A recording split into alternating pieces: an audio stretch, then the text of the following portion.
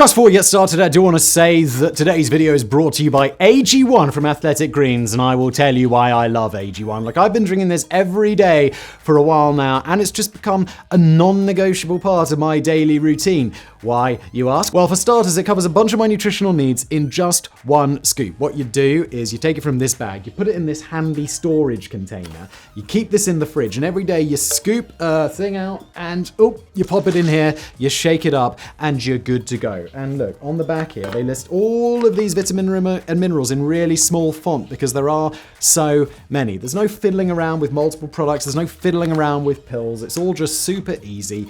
And it tastes great too. It's sort of vanilla-y, pineapple-y. It's very, very green, which at first I was like, uh-oh, but it tastes good. I typically have this in the morning with a cup of coffee, and I feel that it just sustains my energy levels throughout the days, which is nice. Plus, it's packed with antioxidants, probiotics, adaptogens, which all work together to support your immune system, digestion, and mental clarity. Who doesn't need all of that? Yes, and guess what? If you head to athleticgreens.com/shadows or click the link in the description below, you'll get a year's supply of immune-supporting vitamin D and 5 travel packs that look like this for free with your purchase. And now, today's video. The past few years have seen a dramatic increase in deaths from opioid overdoses in the United States. The numbers have more than doubled, with fewer than 50,000 deaths in 2019 compared to 110,000 in 2022. If we go back to 2010, these overdoses accounted for little more than 20,000 deaths. That's still far too high a number, but it is nothing compared to the opioid crisis that America is facing today. One of the major reasons for this increase is the rise of fentanyl, the synthetic opioid that is up to 50 times stronger than heroin. While some people actively sought this out, many users of heroin or other opioids would unknowingly receive a product cut with fentanyl. Though these people thought they were taking the same amounts they were used to, they were instead taking a much stronger dose than they were prepared for, resulting in a major increase in overdose deaths. Unfortunately, this problem's about to get a lot worse, thanks to a new street drug that goes by the name Tranq Dope, or zombie drug.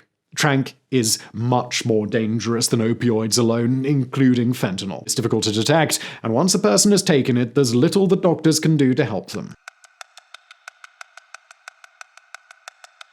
Tranq gets its name from its secret ingredient, xylazine. Xylazine is an animal tranquilizer, predominantly used on large mammals like horses and cows. At least in the United States, its use as a recreational drug seems to have originated in Puerto Rico, where its street name was simply horse anesthetic. Xylazine was discovered in Germany in 1962, where it was first synthesized for use as a drug to treat hypertension. The testing on humans quickly showed that it was far too strong and far too dangerous, causing severely lowered blood pressure, heart rate, and depressed respiratory function. It was rejected by the FDA for human use and only has FDA approval for veterinary use as an animal tranquilizer. This was absolutely the correct decision, but it also is the source of the current problem. Testing on humans was quickly put to an end because xylazine was too dangerous, so the effects of the drug on people haven't been the subject of a lot of study. We can't even really quantify how much xylazine is fatal, as the known fatal doses have ranged all the way from 40 milligrams to 2,400 milligrams. Similarly,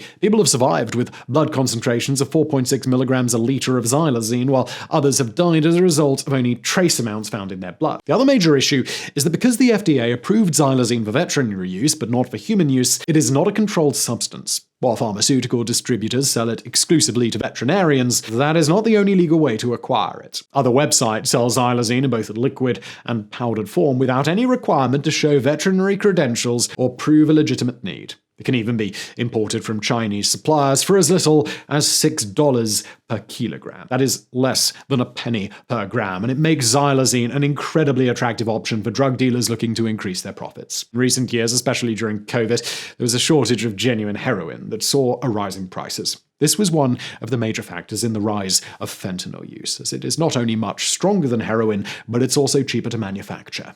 Heroin was being cut with fentanyl to keep costs down, and now fentanyl is being cut with xylazine to drive costs down even further, and well, the result is even deadlier.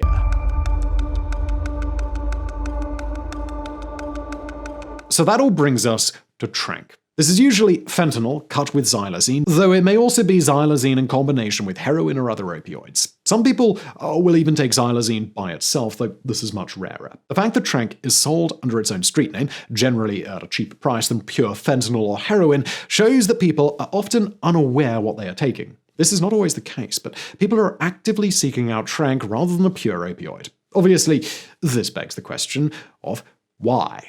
The first reason, of course, is price. Cheaper drugs make them more accessible, and it allows people to buy larger quantities at a time so that they can go longer without having to worry about running out. The other reason is that Tranq can produce a longer high than opioids alone. When injected, the effects of heroin or fentanyl are felt within seconds, with the peak euphoria beginning only a few seconds after that. Within 30 minutes, this peak will have typically ended, though the remaining effects are felt for roughly another 2 hours. Because xylazine is a sedative, anesthetic, analgesic, and muscle relaxant, it has similar psychoactive effects. It also tends to last much longer. In animals, xylazine typically lasts 4 hours. That's already longer than opioids last on their own. But it's also most commonly used on animals that are much larger than humans. Humans have reported feeling the effects of Tranq for anywhere from 8 to 72 hours, though the higher end of that has been as the result of overdoses. Since Tranq produces a cheaper and longer-lasting high, it's easy to see why it would become so popular, and it's following a similar rise in popularity to fentanyl. As we mentioned, Tranq first started gaining popularity in Puerto Rico in the early 2000s, before making it to the northeast. From there, it spread to the south, then to the Midwest, and finally to the West Coast. In 2020, there were just over 800 overdose deaths, where the victim tested positive for xylazine, with 75% of those occurring in the northeast. In 2021, the total number increased to over 3,000, with deaths in the northeast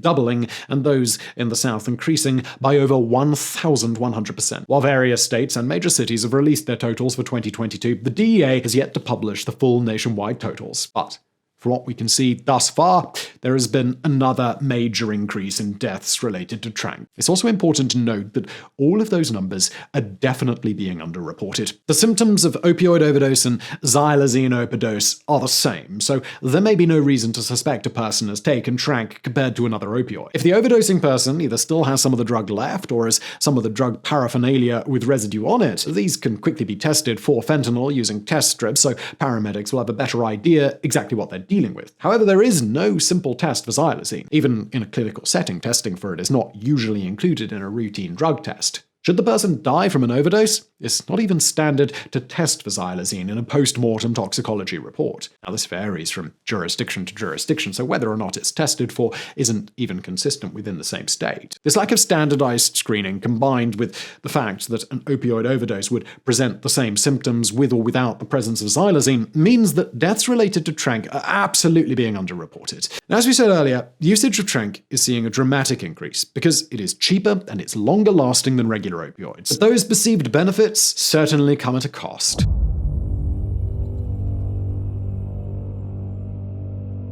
So before we even talk about the side effect that has resulted in Tranq being referred to as the flesh-eating zombie drug, it's important that we emphasize just how dangerous this is. Opioid use can cause hypotension, lowered heart rate, and depressed respiratory function, just like xylazine. However, with regards to these potentially life-threatening effects, taking Tranq isn't the same as just taking an increased dose of opioids. While both chemicals cause these symptoms, they are essentially instructing your body to do so in different ways. The drugs compound one another to result in a sharply increased risk of death. And because overdoses of both drugs have the same symptoms, someone treating an overdose may have no reason to suspect that there is xylazine in the person's system, not that it can be quickly tested for anyway. The standard antidote given to a person experiencing an opioid overdose is naloxone. However, not only does this have no effect on xylazine, but xylazine may actually result in the naloxone being less effective. This not only means that a larger dose of naloxone is needed to reverse the effect of an opioid on breathing to prevent a person from dying, but it still won't counter the effects of xylazine, so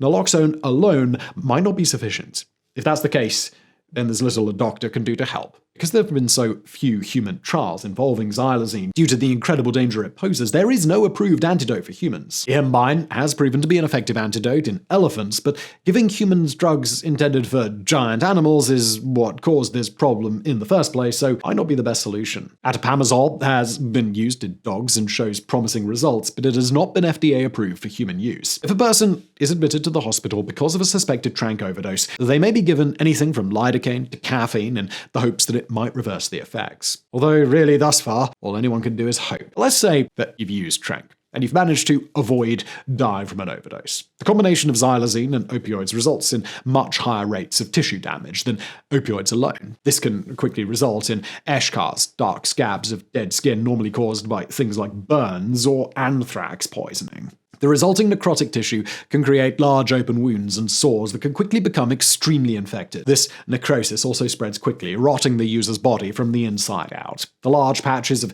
dead skin and even holes in the arms and legs give Tranq users the appearance of walking zombies, and if left untreated, it will likely require amputation. While injection site necrosis from the use of opioids has always been a risk, it seems to have been a rarity in the past, whereas with Tranq, it is more likely to be a standard result. With Tranq, necrosis isn't even limited to the injection site. There are many reports of people losing fingers and toes to abscesses and necrotic tissue caused by Tranq, despite never having injected in those locations. The necrosis will even affect people who smoke or snort Tranq rather than injecting it. The destruction of a person's skin and potential loss of limb resulting from Tranq is just unavoidable. Another major problem is that people don't always know what they're getting. Just as heroin users are being given fentanyl without their knowledge, and often despite not wanting it, so too are fentanyl users now being given Tranq without their knowledge. While some people do actively seek it out, many don't enjoy the effects. Opioid use also presents the danger of nodding out, which is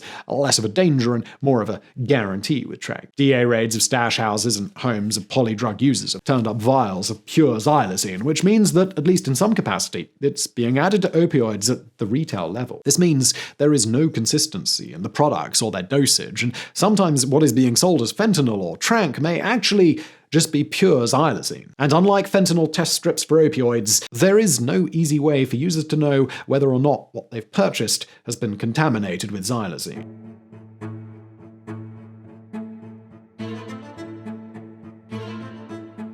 Tranq, the combination of animal tranquilizers and opioids, usually fentanyl, has seen a sharp and deadly rise in recent years, and its use is only becoming more common. Many people who take the drug don't realize they're receiving opioids cut with xylazine, and there is no easy way to test for it.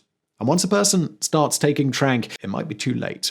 Necrosis resulting in amputation, or worse, is extremely common, and it's not limited to the injection site or even to the use of needles. Its use is also much more deadly than opioids alone, and there is little that a doctor can do to help someone who is overdosed on Tranq, something that, for many people, takes an extremely small amount. Naloxone can help reverse the effects of opioids, but it's going to do nothing to counteract the effects of xylazine. And what's worse is that it's not just the opioids that are addictive. Xylazine is also addictive.